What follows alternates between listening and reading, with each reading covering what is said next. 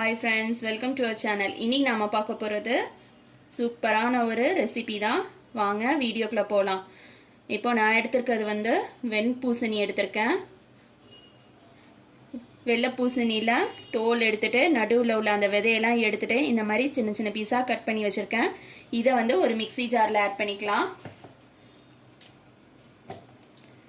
Mixie ஜார்ல add பண்ணிட்டு இதை வந்து நல்லா நைஸா அரைச்சிட்டு வந்துடுறேன். இப்போ நம்மளோட வெள்ளை பூசணியை அரைச்சாச்சு. நல்லா நைஸா அரைச்சிருக்கேன் பாருங்க. அடுப்புல ஒரு கனமான பாத்திரம் வச்சிருக்கேன். இந்த மாதிரி கனமான சட்டி எடுத்துக்கோங்க. அதுல வந்து இதை ஆட் பண்ணிக்கலாம்.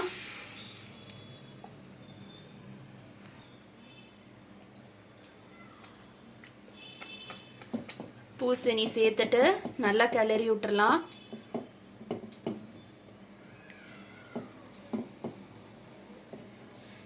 நார்மலா வெள்ளை பூசணியை வச்சு கூட்டு சாம்பார் இதுக்கு தான் யூஸ் பண்ணுவாங்க.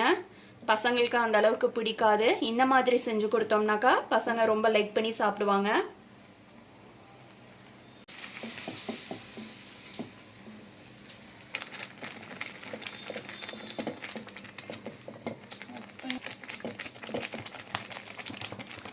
இப்போ இதுல சீனி சேர்த்துக்கலாம்.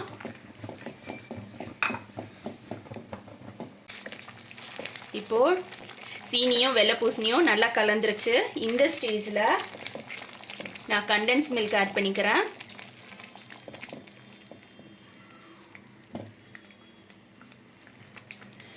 சப்போஸ் உங்ககிட்ட கண்டென்ஸ் மில்க் இல்லை அப்படின்னா நீங்க பால் பவுடர் ஆட் பண்ணிக்கோங்க. பால் பவுடர் ஆட் பண்ணும்போது டைரக்டா அப்படியே இதுல போடக்கூடாது. கொஞ்சமா தண்ணியில கரைச்சிட்டு அதுக்கப்புறமா ஆட் பண்ணணும். டைரக்டா நம்ம பால் பவுடர் ஆட் பண்ணாக்கா அங்கங்க கட்டி கட்டி ஆயிடும்.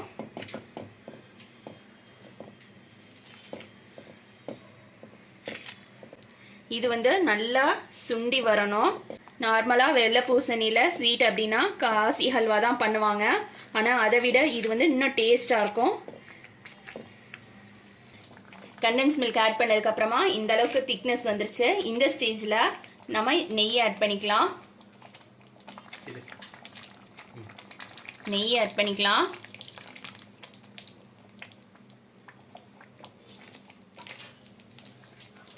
அடுப்பு வந்து ஸ்லோல வச்சிருங்க.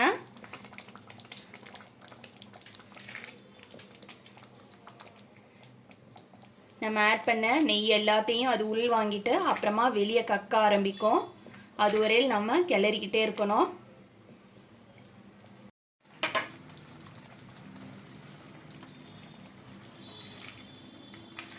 இப்ப பாருங்க எந்த அளவுக்கு திக்னஸ் வந்துருச்சு அப்படின்னு சொல்லிட்டு.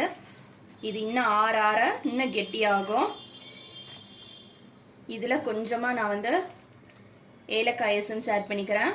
சப்போஸ் உங்ககிட்ட ஏலக்காய் எசன்ஸ் இல்லை அப்படின்னாக்கா நீங்க ஏலக்காவை தட்டிட்டு கூட ஆட் பண்ணிக்கலாம் வாசனைக்காக.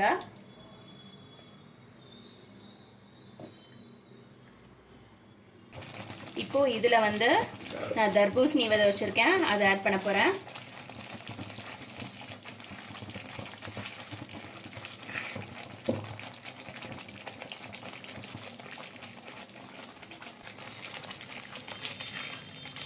உங்ககிட்ட தர்பூசணி விதை இல்லை அப்படின்னாக்கா நீங்க வந்து முந்திரியை சின்ன சின்ன பீஸா கட் பண்ணி நெய்யில வதக்கிட்டு நெய்யில வறுத்துட்டு இதுல ஆட் பண்ணிக்கோங்க.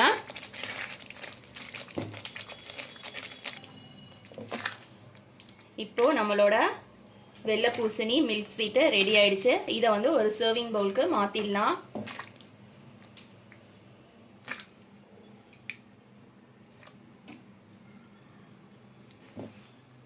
இப்போ நம்மளோட வெள்ளை பூசணி ஸ்வீட் ரெடி ஆயிடுச்சு. இதுக்கு மேல வந்து நான் கொஞ்சமா குங்குமப்பூ ஆட் பண்ண போறேன். இது இருந்தா போடுங்க, இல்லைன்னா வேண்டாம்.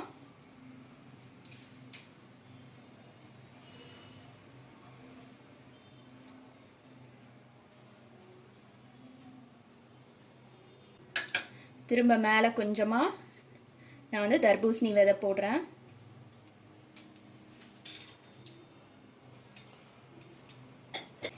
இப்போ பாருங்க நம்மளோட வெள்ளை பூசணி ஸ்வீட் ரெடி ஆயிடுச்சு. இது நம்ம வெள்ளை பூசணியில செஞ்சது அப்படின்னு சொல்லிட்டு யாருக்குமே தெரியாது, நம்ம சொன்னாதான் தெரியும். அந்த அளவுக்கு இது வந்து நல்ல டேஸ்டா இருக்கும். நீங்களும் உங்க வீட்டில் செஞ்சு பாருங்க. தேங்க்ஸ் ஃபார் வாட்சிங்.